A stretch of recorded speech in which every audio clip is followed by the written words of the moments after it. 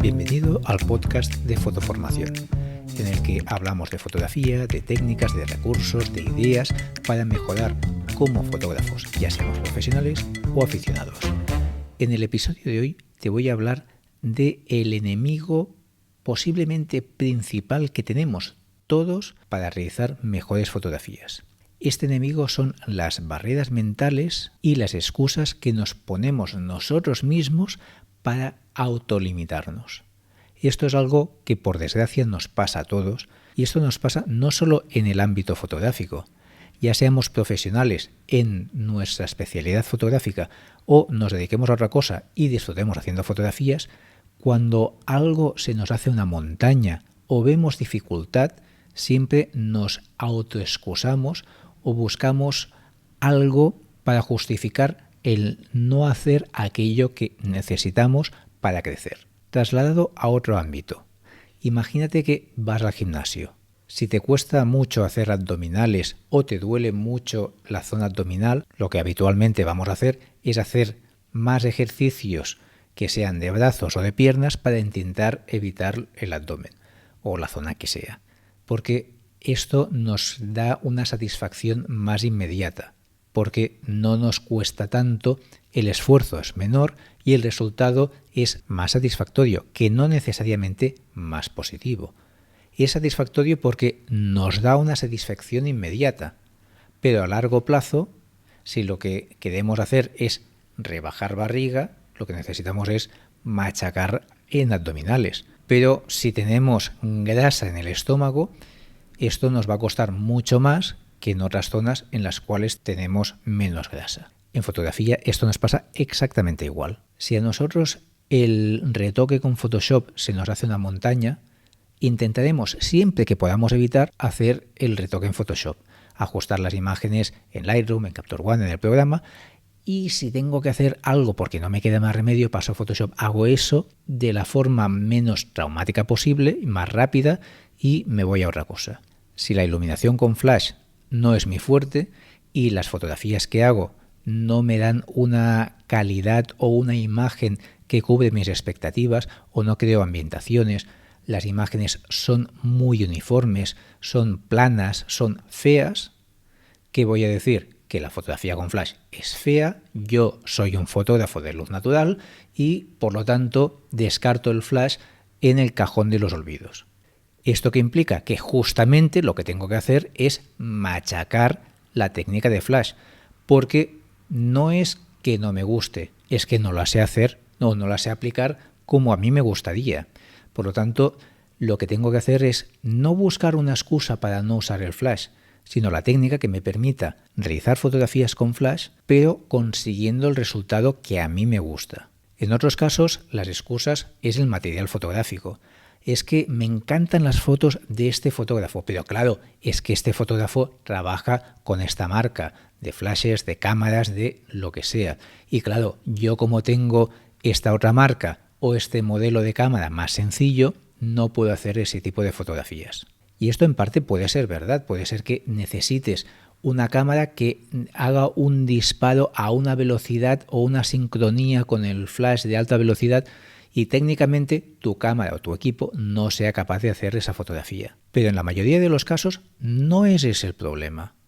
En la mayoría de los casos el problema es que la técnica que estás haciendo es incorrecta. Entonces el resultado nunca llegas a conseguir lo que tú quieres, no porque tu cámara sea mala, no porque el flash no sea de esa marca o de ese nivel, sino porque estás usándolo de forma incorrecta para el resultado que tú quieres. Posiblemente solo sea una falta de conocimientos de emplear el material que ya tienes de otra forma y de esa otra forma consigas el resultado que deseas.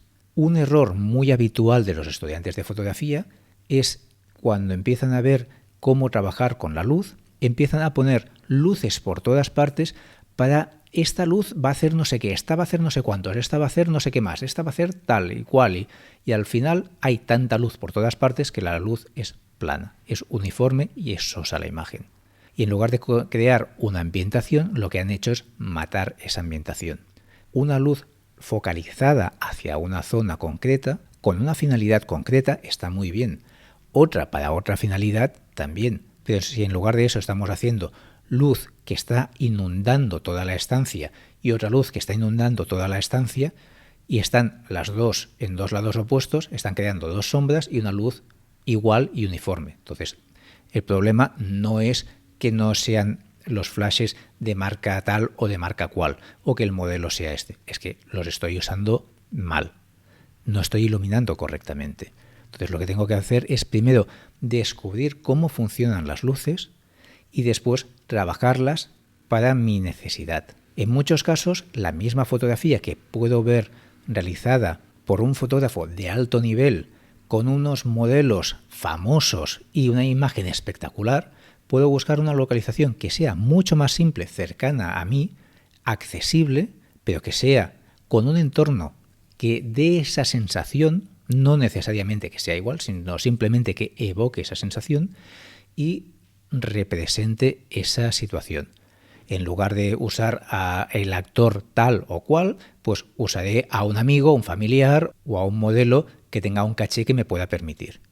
En cualquiera de los casos, puede ser mucho más importante la posición, la postura del actor, del modelo y la iluminación que estoy usando junto con el encuadre, la perspectiva, que la cámara, el flash, etc. Incluso si la iluminación con flash es un problema, puedes probar con luz continua. Puedes probar incluso con luces de ferretería, luces baratas, luces montadas en diferentes soportes, controlando la direccionalidad y la cobertura de la luz, buscando elementos que nos hagan difusión para difuminar la luz. Es más engorroso que elementos profesionales, pero el resultado puedes llegar a obtener el mismo. Pero tienes que saber qué es lo que quieres hacer con cada luz y qué función va a hacer cada una. Trabajar con luz continua y sobre todo si es una luz económica, el primer problema que te va a dar es la capacidad de reproducción de color y por otro lado te va a dar una velocidad de disparo más baja o necesidad de trabajar con un ISO más alto para no tener que cambiar el diafragma para variar la profundidad de campo. Pero eso se traduce en una imagen final con más ruido digital. La mayoría de programas actuales tienen unas herramientas de reducción de ruido brutales para suavizar ese efecto de ruido, con lo cual la calidad no será la misma, pero el resultado directamente puede ser perfectamente válido. Y si esa imagen es simplemente para visualizar en redes sociales, en las cuales la visualización va a ser a un tamaño reducido con baja resolución, la calidad, el nivel de detalle ya no es tan importante, y si tenía más ruido o menos ruido puede ser completamente irrelevante. Como reto te propongo que analices cuáles son las excusas que tú mismo te pones para excusarte para no hacer aquello que te es incómodo, te es difícil o incluso desagradable, y qué excusas te pones para hacer otras cosas. Tanto sea a nivel fotográfico como a nivel de edición, a nivel de iluminación, te darás cuenta que realmente nos ponemos una infinidad de excusas y buscamos opciones para no hacer aquello que nos es complicado. ¿Hacemos fotografía de producto? Pues la fotografía de producto es imprescindible dominar el trazado, la pluma, para hacer una selección y eliminar el fondo. Esta herramienta es antipática, no es una herramienta fácil de usar y requiere mucha práctica. Pero con la práctica consigues una cierta agilidad para poder hacerlo de una forma rápida. Opciones de retrato de eliminar el fondo, pero que el pelo quede natural, implica una técnica tanto de disparo como de edición posterior. Pero si no lo practicamos tanto en el disparo como posteriormente, si tenemos que colocar una persona en una fotografía diferente y eliminar el fondo, o hacer una composición, o hacer un fotomontaje, hacer una imagen con un ambiente distinto, cambiar simplemente el fondo, pues necesitamos dominar las selecciones y eliminar el fondo. Pues este tipo de técnicas los tenemos que tener muy por la mano y dominarlos. Igual que si hacemos retrato, necesitamos técnicas para suavizar piel, pero sin desenfocar, simplemente quitando un poco ciertas texturas, suavizar arrugas, pero de una forma natural. Si usamos, porque es fácil, la herramienta claridad en un valor negativo, porque selecciono la piel y bajando eso queda con menos textura, sí queda con menos textura, pero el resultado es terriblemente malo. ¿Esto qué implica? Que esta técnica no es correcta. La técnica correcta implica más tiempo y más práctica. Sí, pero si ese tiempo no lo invierto, nunca voy a hacer unos retratos con una calidad profesional. Así que es una tarea imprescindible que nosotros podamos analizarnos a nosotros mismos y darnos cuenta de cuándo nos estamos poniendo autoexcusas o buscando problemas para no hacer algo. Si empezaste con la fotografía en un momento en el cual todo era muy difícil y tenías un material muy básico y tenías que estrujarte la mente para conseguir hacer fotografías sin los medios necesarios, esto ya te sonará y estarás acostumbrado a adaptarte a lo que tienes. Pero las facilidades y los automatismos que tenemos a día de hoy nos autolimitan mentalmente pensando cosas como, por ejemplo, es que no puedo desenfocar el fondo porque mi objetivo solo abre hasta 2.8 o solo abre hasta 5.6. Pues si no puedes abrir más, primero asegúrate que las fotos que quieres desenfocar el fondo estés usando ese diafragma, porque en muchos casos nos quejamos de que el objetivo no desenfoca, pero en cambio no estamos usando la plena apertura del objetivo, con lo cual aún podríamos desenfocar más. Otra opción es acercarnos nosotros más al modelo que estamos fotografiando y separar más el modelo del fondo.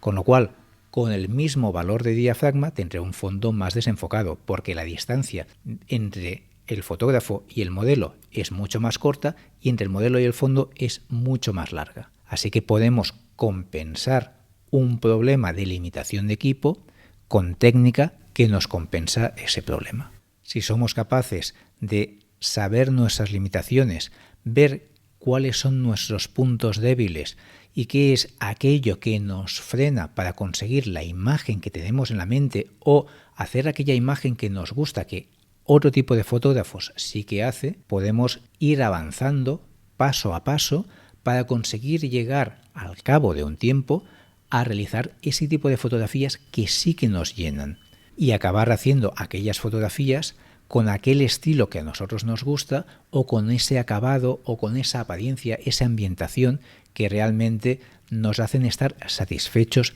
de nuestras fotografías. Nos vemos en próximos episodios o clases.